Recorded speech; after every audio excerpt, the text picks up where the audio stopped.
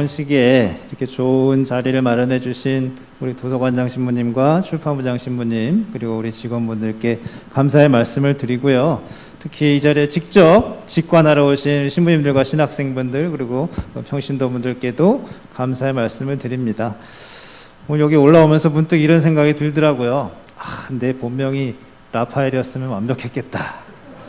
우리 가브리엘 부제님, 미카엘 라자미님, 라파엘 내일도 대천사 축일이잖아요. 오늘 천상의 자리가 되는 건데 이게 본명을 바꿔볼까 생각도 하고 아무튼 우리 장도혁 신학생 이 천상의 연주와 함께 천상의 시간이 될 것 같습니다. 다시 한번 감사의 말씀드립니다. 네. 오늘 이야기 손님으로 초대된 부제님도 자기소개 부탁드립니다. 네, 안녕하세요. 저는 이곳 수원 가톨릭대학교에서 학부를 마치고 독일 본에서 윤리신학을 공부하고 돌아온 박재한 가브리엘 부제입니다. 지난번에 수원 가톨릭대학교 신학총서로 윤리신학 관련 서적이 나왔다는 이야기를 듣고 또 이렇게 북 콘서트가 있다는 얘기를 듣고 부족하지만 제가 함께하면 또 의미 있는 시간이 되지 않을까 싶어서 이 자리에 함께하게 되었습니다. 네, 본격적으로 두 분 자리에 앉으셔서 말씀 나눠주시면 윤리신학은 무엇인지 우리가 살아가는데 이 책에서 어떤 지혜를 얻을 수 있을지 귀담아 들어보는 시간 가져보겠습니다.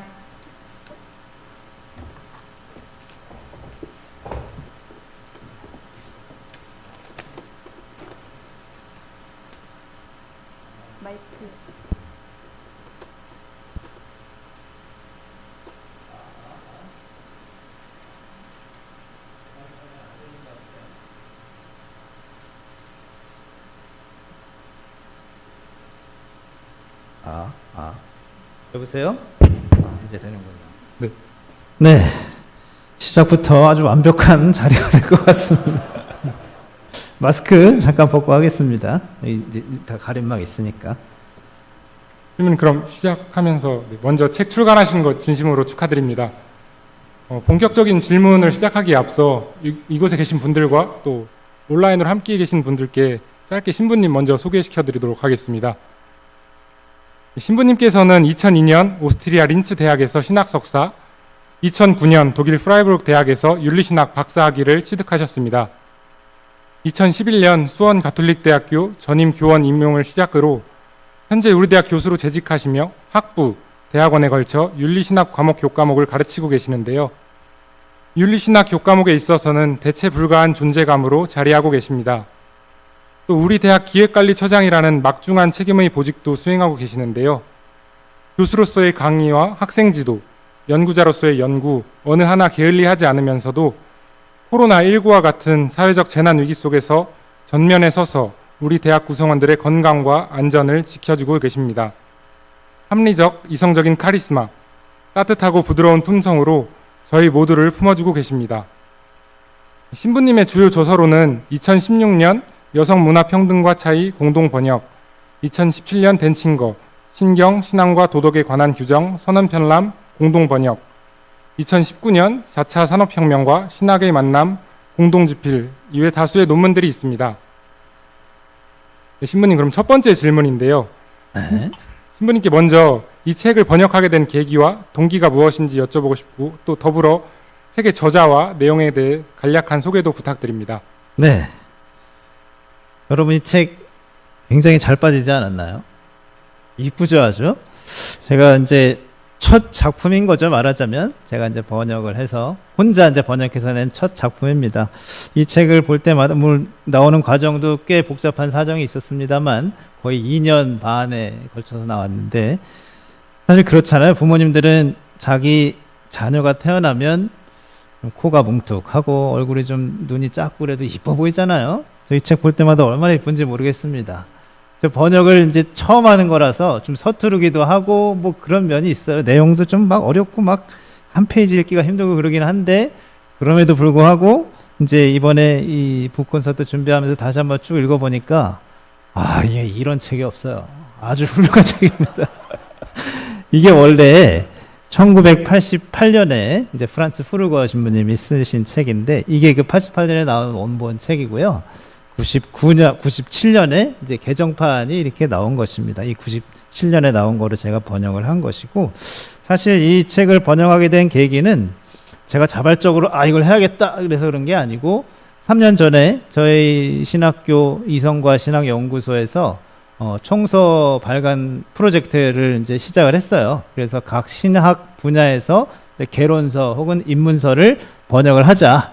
그래서 이제 저도 이제 윤리신학 분야에서 하나 했으면 좋겠다라고 이제 당시 이성과 신학연구소장님, 현 총장 신부님께서 저에게 명령을 하신 거죠. 말하자면 말씀을 하셔서 알겠습니다. 또 안식년도 되고 하니까 그 시기 이용해서 하겠습니다. 해서 이제 무슨 책을 번역을 할까 한참 고민을 하고 찾아보다가 찾은 것이 이 책입니다. 딱 보시기에 컴팩트하고 그렇게 두껍지도 않고, 그렇죠? 이 책이 이 원서로는 한 200페이지가 채 안 됩니다. 그래서 오케이, 요거다 딱. 또 이제 목차도 보니까 내용도 괜찮은 것 같아요. 그리고서 이제 번역을 시작했는데, 번역을 하면서 내가 잘못 골랐구나 하는 생각이 들었습니다. 왜 그러냐면 이 원래 프란츠 프루거심이 저는 잘 그전에는 몰랐는데 이제 신부님 책을 번역을 하면서 보니까 너무 길어요, 문장이. 독일어 특히 이제 한 문장이 거의 반 페이지 넘어갈 정도로 뭐 접속 이렇게 이어져서, 그러다가 이제 번역을 하다가 펜을 던진 게 몇 번인지 모르겠습니다. 아무튼 그렇게 해서 이제 천신만고 끝에 번역을 해서 이 책이 나오게 됐는데, 나중에 출판되는 과정에서도 이제 프루거 신부님이 97년에 돌아가셨는데, 이 판권이 출판사에서 가지고 있었는데 이제 프루거 신부님이 돌아가셔서 이게 연결이 안 되니까 그 친지들, 남겨진 분들에게 이거를 넘겨주신 거죠. 근데 연락하는 과정이 뭐가 막 복잡해가지고 그걸로 한 6개월 정도 좀 이제 시간을 끌었고, 아무튼 말 그대로 이 아이를 낳는 그러한 심정으로 이 책을 낳은 것 같습니다. 아무튼 그래서 이 책이 나온 과정은 이렇게 되고, 이 책에 대해서 먼저 프루거 신부님에 대해서 소개를 해드리면, 이제 프루거 신부님은 1935년 스위스의 아름다운 도시 베른에서 태어나셨죠. 태어나셔서 중고등학교 다니시고 이제 르벤 대학에서 철학을 전공을 하십니다. 그러다가 이제 성소를 받으시고 사제가 돼야겠다. 그래서 이제 로마로 건너가시죠. 그레고리아나 대학에서 이제 철학 박사 학위를 취득하시고 1961년에 사제 서품을 받으십니다. 1962년에 무슨 큰일이 있었는지 아시죠? 로마에서 바티칸 공의회, 제2차 바티칸 공의회가 있었습니다. 사제 서품 받으시고 이제 3년 동안 집중적으로 또 신학 공부를 하셔서 신학 박사, 그러니까 철학 박사, 신학 박사, 박 박사, 저도 박 박사. 예.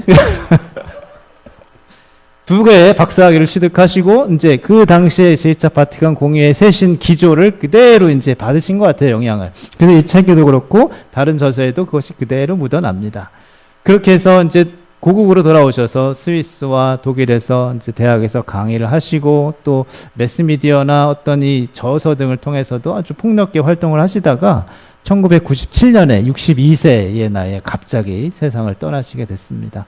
참 안타까운 일이죠. 미인방명이라고 하잖아요. 그리고 개인적으로 제 박사학위 지도 교수님, 우리 학교에 방문도 하셨었던 에버하드 쇼케너프 교수님도 작년에 갑자기 낙상으로 세상을 떠나셨어요.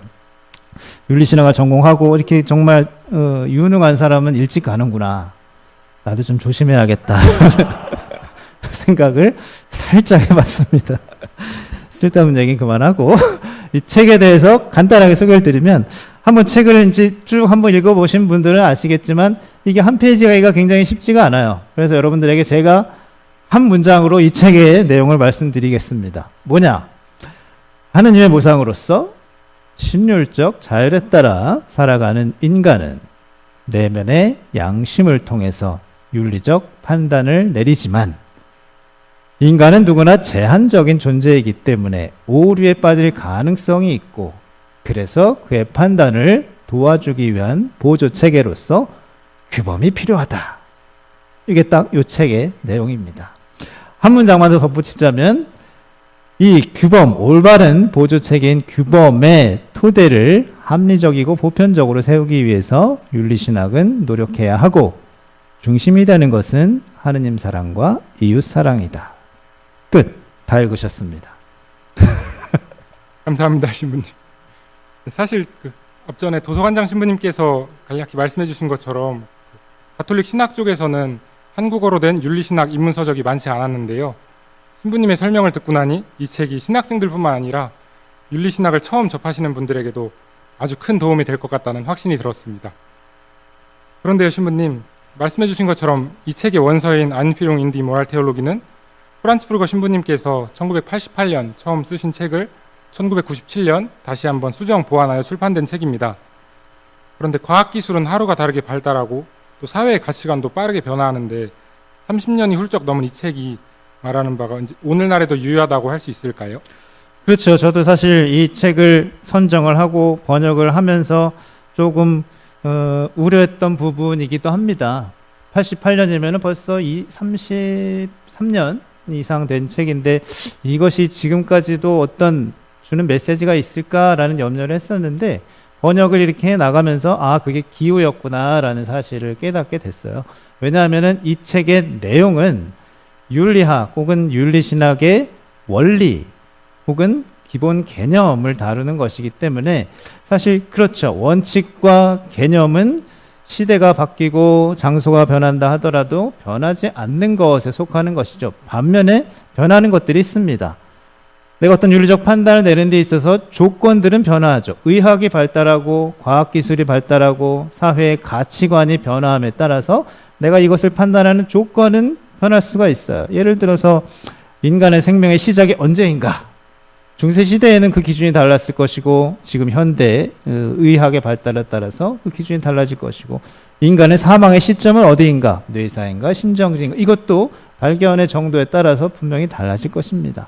이렇게 조건은 변하겠지만 여건은 달라지겠지만 이러한 조건들을 가지고 판단하는 기준, 원칙, 예를 들어서 인간의 존엄성이라든가 양심의 존재라든가 규범이 필요한 이유라든가 뭐 이러한 것들은 시대가 변한다 하더라도 변하지 않는 것이라고 할 수가 있을 것 같아요. 그래서 이 윤리신학 입문 역시도 입문서로서 그러한 부분을 다루는 것이기 때문에 30년, 뭐 40년이 지나도 저는 여전히 유효할 거라고 생각을 하고 사실 윤리신학의 어려운 이유도 그것인 것 같아요.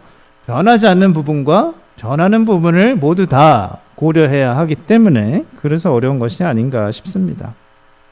그러므로 여러분들이 이 책을 읽으면서 염두에 두어야 할 것은 이 책이 말하는 개념과 원칙들을 지금 30년이 지난 이 시대에 어떻게 적용할 것인가, 이 시대의 조건들을 어떻게 적용하고 이해할 것인가, 그러기 위해서는 이제 현 시대의 조류를 잘 읽어야 하겠죠. 이런 차원에서 제가 부제님에게 역으로 하나 질문 드리고 싶은데, 저는 지금 공부 끝내고 귀국한 지 10년이 훌쩍 넘었고, 부제님은 이제 작년에 마치고 올해 귀국을 하셨는데, 현재 좀 독일의 윤리신학의 동향이랄까? 조류가? 이건 어떤 건지, 그리고 부제님 뭐 아까 간략하게 소개는 하셨지만, 독일에서 공부하신 거, 전공하신 게 어떤 건지 한번 말씀해 주시면 좋을 것 같아요. 네. 괜찮겠죠? 네, 한번 해보겠습니다. 저는 윤리신학의 여러 분야 중에 윤리적 판단 기준, 규범 등과 같이 윤리와 관련된 기본 개념을 다루는 기초윤리를 공부해왔습니다. 우연인지 필연인지는 모르겠지만 마침 제 논문의 핵심 주제도 윤리신학 입문과 똑같이 인간의 양심이었습니다. 제가 독일에서 공부하면서 느낀 거는 윤리신학이 신학의 틀 안에만 머무르지 않고 다른 학문들과의 교류도 활발하게 이루어지고 있다는 것이었습니다. 특히 19세기 산업혁명 이후 윤리신학의 한 분야로서 가톨릭 사회윤리가 자리잡기 시작하였는데요. 정치, 경제, 사회 문제를 윤리신학적 관점으로 바라보고 해석하는 학문이었습니다. 이러한 흐름 안에서 가톨릭 윤리신학은 개신교나 정교회와 같은 타 그리스도교뿐만 아니라 과학기술의 발전에 따른 새로운 문제들, 예를 들면 동물의 장기이식, AI, 이러한 문제들과 관련하여 사회학, 심리학, 철학과 같은 사회과학, 인문학과의 토론도 활발하게 이루어지고 있었습니다. 이처럼 윤리신학이 다루는 주제가 굉장히 다양하고 연구 범위가 광범위함에도 불구하고 사실 저희가 윤리라는 말을 듣게 되면 법이나 예의, 또 죄와 같은 딱딱하고 무거운 단어들을 떠올리게 되는데요. 윤리신학 입문의 서론에서 저자도 에디트 피아프라는 샹송 가수의 말을 빌어 윤리가 우리의 삶을 재미없게 만든다, 이러한 편견에 대해 언급하고 목차를 살펴보면 당위, 양심, 규범이라는 말이 주로 이루고 있습니다. 그런데 책을 읽다 보면 윤리신학이 단순히 무엇이 옳고 그른지 이런 것을 따지고 규정하는 학문만은 아님을 알 수 있는데요. 그렇다면 신부님, 그 윤리신학은 어떠한 학문이라고 할 수 있을까요? 또 윤리신학이 일반 윤리학과 다른 차이점 혹은 특수성은 무엇일까요? 네, 사실 제가 어디를 가서 제 소개를 할 때 누구누구 신부입니다. 그리고 그럼 그쪽에서 그럼 신부님 뭐를 가르치세요? 그럼 윤리신학입니다. 그럼 일단 표정이 굳어집니다. 사실 윤리라는 말이 또 이제 윤리신학이라는 말이 어감 자체가 좀 딱딱하고 좀 고리타분하고 이런 걸 가지고 있는 건 사실이에요. 그래서 제가 이제 신학교에서 세 과목을 강의를 하고 있는데 기초윤리신학, 윤리신학 강론, 그리고 윤리신학 세미나 이렇게 하고 있는데 기초윤리신학, 오늘 이 책의 내용과 가장 가깝다고 할 수 있는 기초윤리신학 강의 시간에 첫 시간에 뭐 신학교건 아니면 하상신학원이건 첫 시간에 이런 질문을 해요. 딱 들어가자마자 여러분들은 지금 이 자리에 왜 와 계십니까? 라고 질문을 해요. 그럼 다들 벙쪄가지고 눈이 동그래져가지고 뭐라는 거야? 이러고 바라보고 있죠. 그러다가 제가 좀 몇 마디 하고 왜 와 계세요? 그러면 이런저런 대답을 하시는데 여기서 그걸 해보는 거 부자님한테 한번 질문을 드려봐야겠네. 부자님은 지금 이 자리에 왜 와서 앉아 계십니까? 존경하는 박찬호 신부님께서 북 콘서트를 하신다는데 제가 한 걸음에 달려올 수밖에 없었습니다. 기쁜 마음으로 달려왔습니다. 그런 속보이는 빤한 얘기 말고 솔직하게 부자님 지금 여기 왜 와서 앉아 계세요? 솔직하게 말씀드리면 어떤 신학생과 어떤 부제가 교수 신부님의 말씀을 거역할 수 있겠습니까? 그러면은 교수 신부님의 말을 왜 거역하면 안 된다고 생각하나요? 이것도 솔직하게 말씀드리면 저도 서품 받고 싶습니다. 그러면은 서품은 왜 받고 싶으세요? 이제 하느님, 제가 경험한 하느님과 예수님의 사랑을 이제 많은 신자분들과 나누고 싶은 마음에 신부가 되고 싶습니다. 그럼 예수님의 사랑을 왜 많은 신자들과 나누고 싶습니까? 제가 생각하는 그거 이제 사랑을 나누는 게 하느님의 부르심에 응답하는 방법, 제가 응답하는 방법이라고 생각합니다. 네, 이런 식으로 이제 계속 하다 보면은 싸우자는 거예요. 지금 이렇게까지 될 것 같은데 제가 이런 질문을 드리는 이유는 우리가 어떤 행동을 하건 어떤 말을 하건 어떤 생각을 하건 다 목적이 있다는 거죠. 그리고 그 목적에 대한 질문, 왜 이걸 하려고 그래? 왜 하다 보면은 결국 끝이 없이 이어진다는 거예요. 그런데 한순간에 가서는 이런 더 이상 왜 그걸 하는데요? 라는 질문이 의미 없어지는 대답이 있다는 거죠. 근데 그 대답이 무엇이냐? 바로 행복. 저 행복하고 싶어서요. 왜 신부님 되고 싶으세요? 왜 행복하고 싶어서요? 왜 행복하고 싶으세요? 라는 말은 의미가 없는 것이듯이.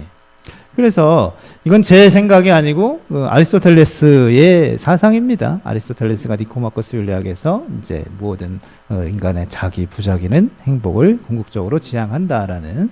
그래서 이제 윤리학 역시도 이 학문의 목적은 결국 행복이라는 거죠. 우리가 윤리적으로 행동하는 이유도 궁극적으로는 행복하기 위해서입니다.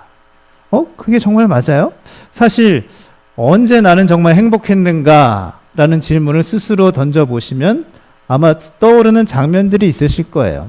저도 누군가 갑자기 저한테 질문한 언제가 제일 행복하셨어요? 라고 질문을 한다면 몇몇 중요한 순간들이 떠오를 것 같아요. 예를 들면은 신학교에 입학했을 때라든가 아니면 사제서풍을 받았을 때 아니면 이제 독일에서 박사학위 공부 마치고 귀국했을 때, 부당 주임 신부로 갔을 때, 뭐 여러 장면이 떠오르지만 그게 정말 행복이라고 표현할 수 있을까라고 질문을 한다면 조금 갸우뚱해집니다.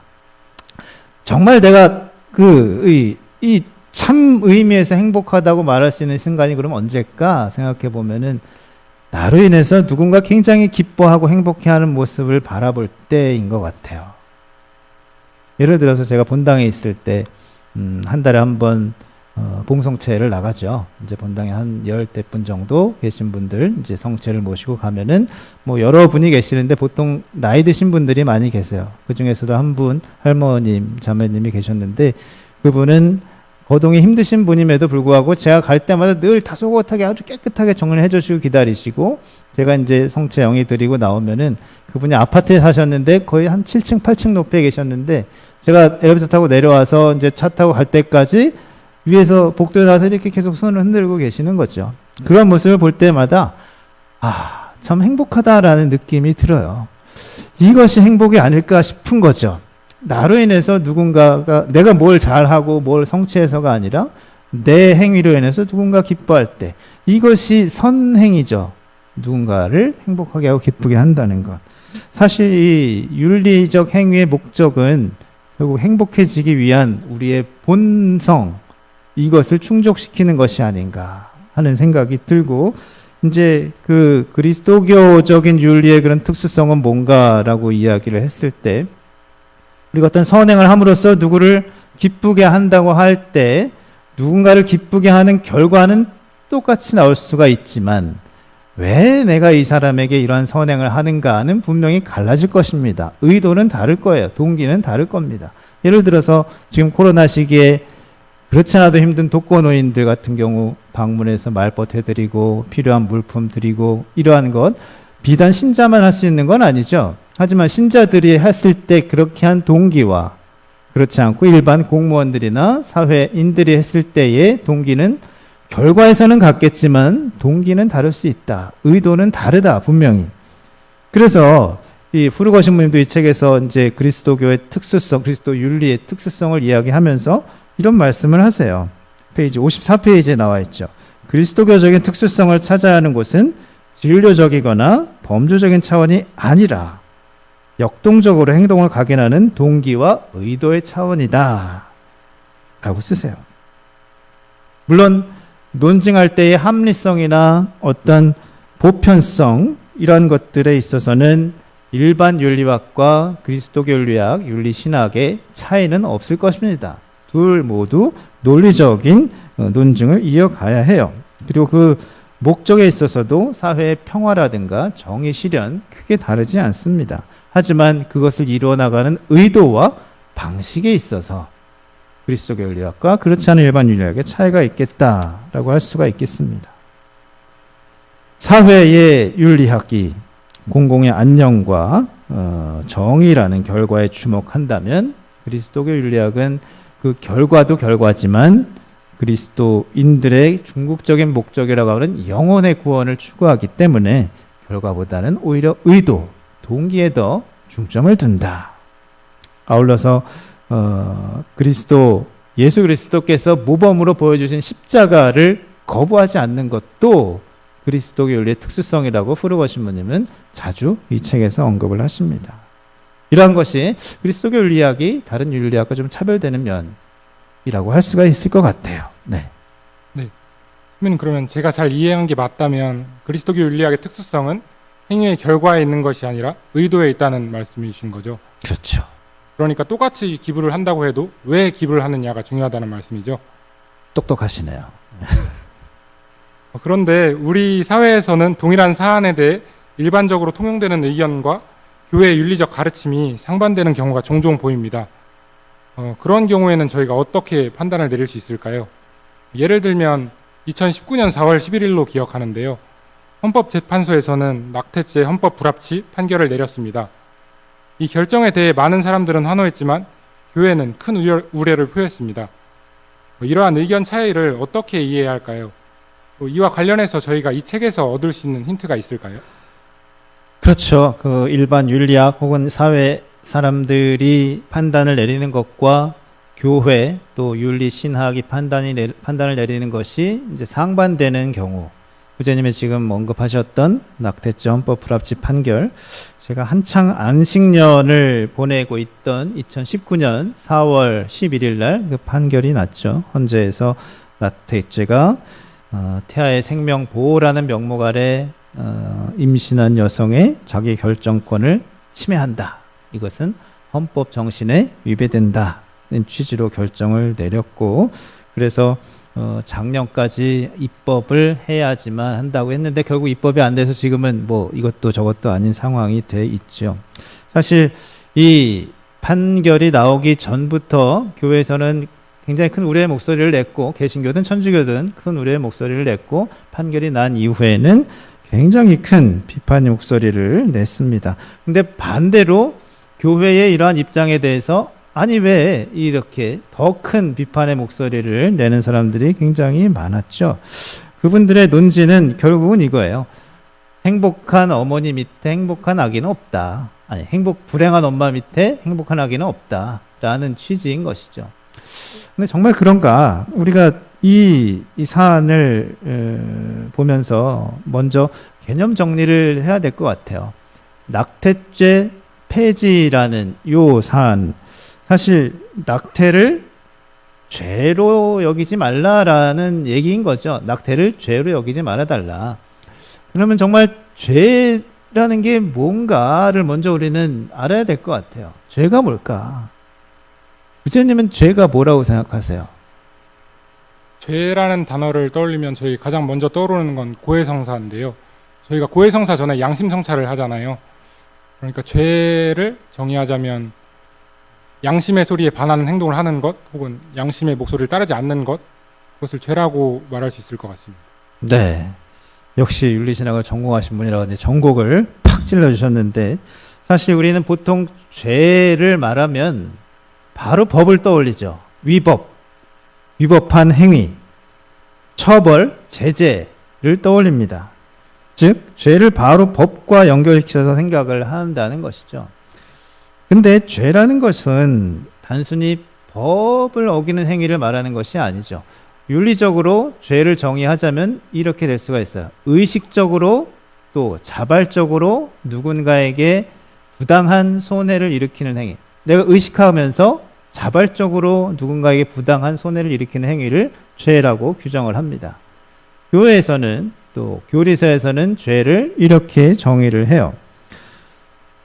이성과 진리와 올바른 양심을 거스르는 잘못. 그러니까 죄는 법보다는 양심에 더 우선적으로 관계되는 개념이라고 할 수가 있습니다. 그러니까 낙태를 죄로 규정하지 말자는 것은 사실 이 낙태가 양심에 거스르는 것이 아닌 것으로 하자는 주장인데 과연 그런가? 사실 그 어떤 여성도 기쁜 마음으로 낙태를 하지는 않을 것입니다. 물론 여러 가지 상황이 있겠지만 기쁜 마음으로 하는 여성은 한 명도 없을 거예요. 그것은 곧 낙태 행위라는 것이 좋지 않은 것임을 양심이 직감을 한다는 것이죠. 왜 양심이 그것을 직감을 할까? 이러한 죄의식이랄까? 이러한 선과 악의 판단은 그럼 어디서 오는 걸까? 하지 말아야 한다는 당위성은 어디서 오는 걸까? 라는 질문에 대해서 후르거 신부님은 그 당위성의 원천을 인간의 실존 양식에서 찾아요. 그럼 일단 인간의 실존 양식은 무엇이냐? 하느님의 모상이라는 거죠. 하느님의 모상. 최고선이자 선 자체이신 하느님의 모상으로 살아가는 인간은 이미 그 안에 선에 대한 인식이 내재해 있고, 그것에 위배되는 행위를 할 때 이것은 아니다라는 당위성을 체험하게 된다는 것입니다. 그리고 이러한 당위성, 나뿐만이 아니라 다른 동료 인간들도 하느님의 모상으로서 살아간다는 그것에 대한 존엄성이죠. 그 존엄성을 존중하는 것, 이 존엄성 존중을 의도적으로 무시하는 것이 죄라고 후르건 신부님은 이야기를 하세요. 그리고 이 하느님의 모상인 인간에 대한 존중은 비단 성인들뿐만이 아니라 이제 막 생명을 시작한 태아에게도 동일하게 적용된다는 것이죠. 그러니까 결국 낙태죄를 폐지하자는 말은 그래, 낙태가 좋지 않은 거는 알아. 하지만 내가 지금 할 수밖에 없는 상황이고 이것을 했을 때 죄책감과 처벌로부터 나를 좀 자유롭게 해줘 라는 이야기인 거로 저는 이해를 합니다. 사실 이제 법이라는 것, 규범이라는 것, 이 법의 목적은 사회의 안녕이죠. 공공의 안녕입니다. 그래서 유용성에 먼저 관심을 둡니다. 하지만 양심은 유용성이 아니라 선과 악에 반응을 하죠. 그래서 이제 낙태죄가 국가 법적으로 폐지된다 하더라도 그것이 죄가 아니라는 말이 아니라 처벌을 안 받는다라는 말인 것이죠. 사실 불법이 아니라고 해서 그것이 선이라는 말은 아닙니다. 사실 그렇죠. 법에 이제 위법이 되느냐 그렇지 않느냐가 우리의 판단과 행동의 기준이 된다고 한다면 규범은 굉장히 큰 중요한 위치를 차지하게 될 것입니다. 법은. 하지만 이제 푸르고 신부님이 늘상 강조하시는 말씀이 이 책에서도 규범은 우리의 양심이 판단하는데 도움을 주는 보조 체계일 뿐이지 규범이 그 자체로서 어떤 목적일 수는 없다. 라고 말씀을 하시면서 전통적인 라틴어 격언을 언급을 하세요. 여기 나올지 모르겠지만 summum ius summa in iuria 라는 라틴어 격언을 인용을 하시는데 이 격언의 뜻은 이거죠. 가장 완벽한 법은 가장 완벽한 불의를 가져온다. 법을 완벽하게 최대한 끌어올리려는 시도는 최대의 불의를 가져온다는 말입니다.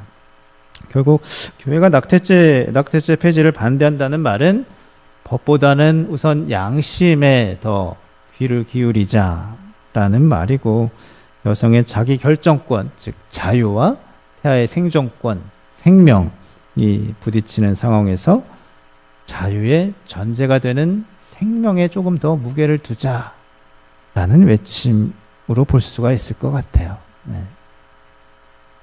굉장히 어려운 문제로 느껴지는데요. 결국은 여성의 자기결정권과 태아의 생존권이 부딪히는 사안, 즉 자유와 생명이라는 두 가치가 충돌하는 상황에서 교회는 자유보다는 생명을 선택해야 한다는 말씀이신 거군요. 그렇죠. 네. 그런데 이와는 상반되는 예를 우리는 최근 코로나19 사태를 통해서 목격할 수 있었습니다. 그리스도교인들이 생명보다는 자유를 선택하는 상황, 다시 말해 코로나 시국에서 종교의 자유, 집회의 자유를 부르짖으며 단체 예배와 종교 행위를 강행했고 그 결과 수많은 사람들이 코로나에 확진이 되게 되었습니다. 이는 엄연히 생명을 위협하는 행위라고 할 수 있는데요. 그렇다면 이 문제에 대해서는 저희가 어떻게 이해할 수 있을까요? 그렇죠. 지난 1학기에 학술 발표, 개교기념 학술 발표회가 있었죠. 그때도 제가 발제자로 나서서 이제 발제를 할 내용도 이와 같은 맥락에 있는데 그때 저는 이런 결론을 내렸습니다. 자유는 굉장히 중요한 가치이지만 내 자유가 타인을 죄에 빠뜨리게 할 때 그 자유는 더 이상 정당한 권리가 아니다. 라고 결론을 내렸어요.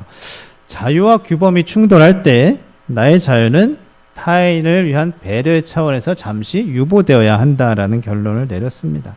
사실 코로나19 바이러스가 급속도로 확산됐을 때 우리 모두는 이게 뭐냐 뭐 이런 상황이었어요. 얼떨떨했고 뭘 해야 될지도 모르는 상황이었고 가짜 뉴스도 막 여기저기서 와가지고 어떻게 해야 되지 뭐 이런 상황이었어요. 한국 그랬는데 부제님 그 당시에 독일에 계셨었죠. 네, 독일에. 그때 독일은 어땠었어요? 독일도 이제 물론 한국이 인터넷 강국이긴 하지만 독일도 인터넷이 되긴 되거든요. 그래서 독일에서도 가짜 뉴스가 퍼지는 상황들이 많았는데요. 특히 젊은이들 사이에서 이제 백신을 맞으면 그 안에 뭐 칩이 들어있어서 우리를 조종한다, 혹은 우리의 정보를 빼내간다 이런 정보가 퍼지기도 했었습니다. 네, 그래요. 사람 사는 데니까 어디든 이런 혼란한 상황에서 지금 전무후무한 우리 겪어보지 못한 지금 팬데믹 시대를 2년 가까이 지금 살아가고 있는데 초기에 뭘 내가 어떻게 해야 되지? 감염되지 않기 위해서는 이럴 때 내가 아무리 최대한의 지식을 동원하고 정보를 수집한다 하더라도 그 정보가 제대로 된 건지도 모르고 이러한 혼란한 상황에서 내가 올바른 정말 최적의 판단을 내릴 가능성은 그렇게 높지 않습니다. 이러한 상황에서 전문가들이 모여서 각자의 분야에서 최고의 조언을 준다면 그만한 도움은 없겠죠. 방역 지침이라는 것이 바로 그것이죠. 우리가 뭘 해야 될지 모르는 이 혼란한 상황에서 이렇게 하면 됩니다. 거리 두기는 어떻게 하고 몇 명 이렇게 하고 그러한 지침이 바로 이제 규범의 역할이라고 할 수가 있을 것 같아요. 그래서 우리가 잘 모르는 사안, 우리가 시간이 없어서 잘 제대로 분석할 수 없는 사안이라든지 정말 아니면 내가 전문가가 아니라서 모르는 사안에 대해서 이 전문적인 지식과 어떤 연구를 통해서 지침을 주는 것, 그럼으로써 우리가 올바른 판단을 할 수 있도록 도움을 주는 것. 이것이 규범의 역할이라고 할 수가 있을 것 같아요. 그리고 이러한 규범을 무시한다는 것, 내 자유를 수호한다는 명목하에 이러한 지침이라든가 규범을 무시함으로써 타인을 말하자면 죄에 빠뜨리는 거죠. 또 타인을 죄에 빠뜨리는 걸 넘어서 타인의 건강과 이제 목숨까지 이제 위협하는 상황은 굉장히 지혜롭지 못한 행동이라고 할 수가 있을 것 같습니다. 물론 규범이라든가 지침이 그 자체로서 목적일 수는 없죠. 어찌되었건 뭐 우리 사회 유지라든가 뭐 안녕이라든가 이러한 목적을 이루기 위한 수단일 뿐입니다. 물론 이 수단이라는 것이 이제 너무 강조가 돼서 이제 지침, 방역 지침이 최고 자리에 있고 내 자유는 뭐 이렇게 이거를 말하는 거는 아니죠. 그렇게 될 때는 오히려 더 이제 폐해가 따를 수가 있죠. 여러분들 잘 아는 안식일법 같은 경우에 정말 좋은 취지임에도 불구하고 안식일법이 더 높은 자리에 자리하게 됨으로써 얼마나 큰 그 폐해가 있었고 예수님이 비판하신 것도 이런 차원에서였죠. 그래서 이러한 상황에 이르지 않기 위해서 이제 푸르거 신부님도 책에서 이런 표현을 하세요. 법규는 필요한 만큼, 자유는 가능한 만큼. 독일어로 돼 있군요. 아주 프레시한 우리 부제님, 최근에 독일에서 온 부제님이 한번 독일어 한번 읽어봐 주실래요? So viel Regeln wie nötig, so viel Freiheit als möglich.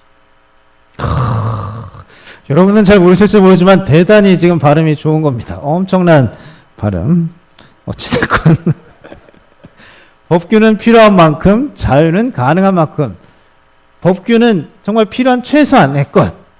요거만 있으면 돼. 최소한의 것으로 하고, 자유는 내가 할 수 있는 최대한, 하지만 그것이 뭐 어떤 그 상대방에게 피해를 주지 않는, 우리가 정당하게 누릴 수 있는 범위 안에서 최대한으로 하자라는 것.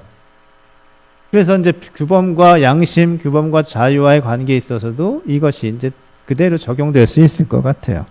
그래서 이제 부제님이 질문하신 교회 태도가 그럼 모순적인 것이 아닌가라는 질문에 대해서는 저는 이렇게 대답하고 싶습니다. 교회는 하느님의 전능하심에서 말미암은 생명, 하느님이 주신 생명의 가치를 수호하고 특히 약자의 생명을 보호하는 데 있어서는 일관적인 태도를 유지해 왔다라고 말씀드리고 싶습니다.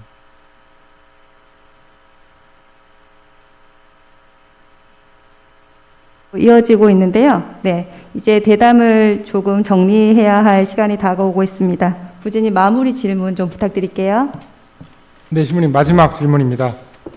짧고 간단한 질문인데요. 우리는 왜 윤리신학을 공부해야 될까요? 이 질문은 우리 신학생들한테 드리면 좋을 것 같아요. 여러분들 왜 윤리신학 공부해야 됩니까?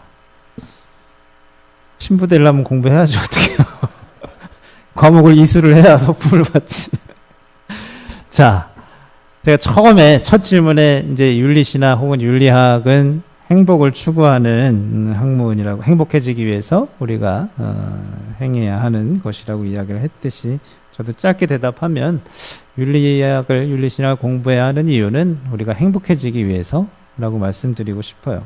근데 여기서 말하는 행복이라는 것이 I'm happy 뭐 이런 행복이 아니라 예수님이 말씀하신 참 행복이겠죠. 예수님이 참 행복에 관한 가르침에서 누구누구는 행복하다 이렇게 말씀하신 거 있잖아요. 마음이 가난한 사람, 온유한 사람, 자비로운 사람, 의로움에 줄이고 목마른 사람, 하나같이 윤리적으로 바르게 살고자 하는 사람의 전형인 것 같아요.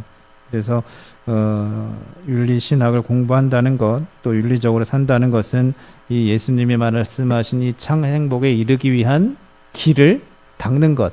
사실 공부라는 것도 그렇잖아요. 제가 한번 찾아봤더니 공부라는 말이 주공부라는, 불교에서 주공부라는 말에서 왔다 그래요. 주공부라는 것도 다 갈고 닦는 거죠. 불가의 도를 다 갈고 닦는 것이라고 합니다. 공부라는 것이 뭐 분석하고 뭐 따지고 뭐 이렇게 하고 외우고 이러는 것을 넘어서 특히 윤리신학 같은 경우에는 삶으로 사는 것, 삶으로 살아내는 것이 이제 선을 삶으로 살아내는 것이 참 의미의 공부일 것 같고, 그 공부가 이제 어느 정도 이제 성숙에 이르면 이게 행복이구나 라는 것을 느끼지 않을까 싶습니다. 그래서 저도 열심히 공부하고 있습니다. 부지님 다 하셨나요? 질문? 네. 수고 많으셨습니다. 지금부터 역자나 책에 관해 궁금했던 점이 있으시면 객석 질문부터 받겠습니다. 질의응답 시간 갖겠습니다. 자리에서 일어나 주십시오. 질문이 있으신 분은.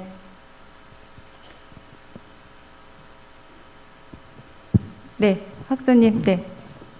네, 학부 4학년 룡 프란치스코 신학생입니다. 저는 이 책을 읽으면서 저만 되게 어렵고 이해하기 힘든 줄 알았는데 신부님께서 어렵다고 하시니 조금 안심이 되는데요.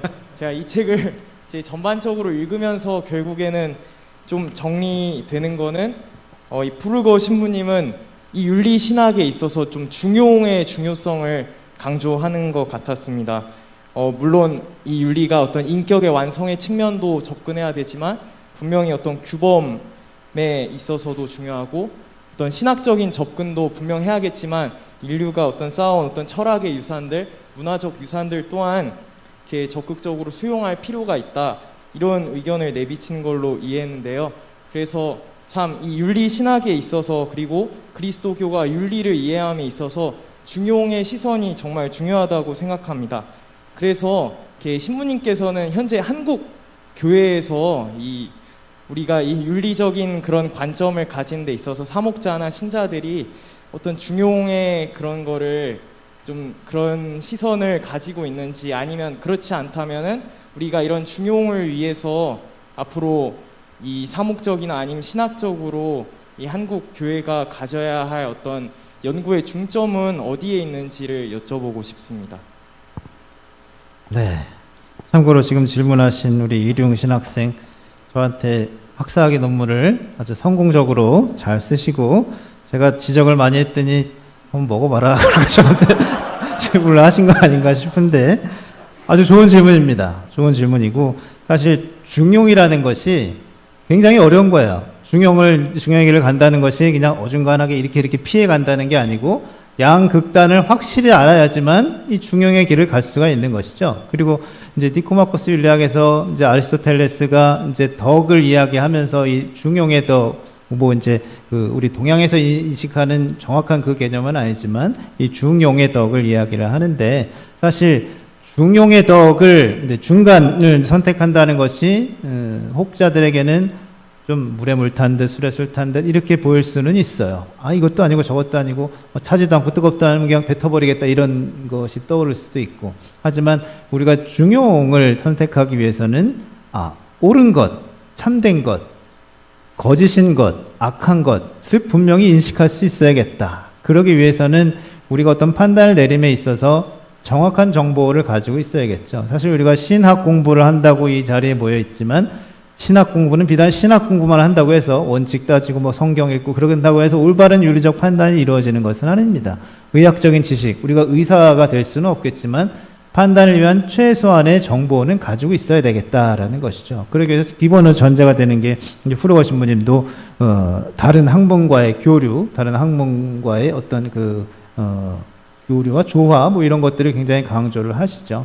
그래서 제가 아까 마지막에 공부한다는 것에 대해서 말씀을 드렸지만 그냥 이렇게 막 한우물만 쭉 파는 것도 중요하지만 내 인접 학문이라고 할까, 인접 학문 혹은 내 이웃의 목소리, 이런 다양한 것에 이제 열려 있는 마음으로 귀를 기울이는 것. 사실 코로나19 이야기하면서 이제 몇몇 그리스도교 단체들의 그러한 행동, 몰상식한 행동에 대해서 이야기했지만 그 안에도 그들이 그렇게 하는 데는 어떤 확신이 있는 거죠. 그 확신이 어떤 것인지는 우리가 한번 볼 필요는 있어요. 왜 이렇게 무모하게 행동을 하는지에 대해서.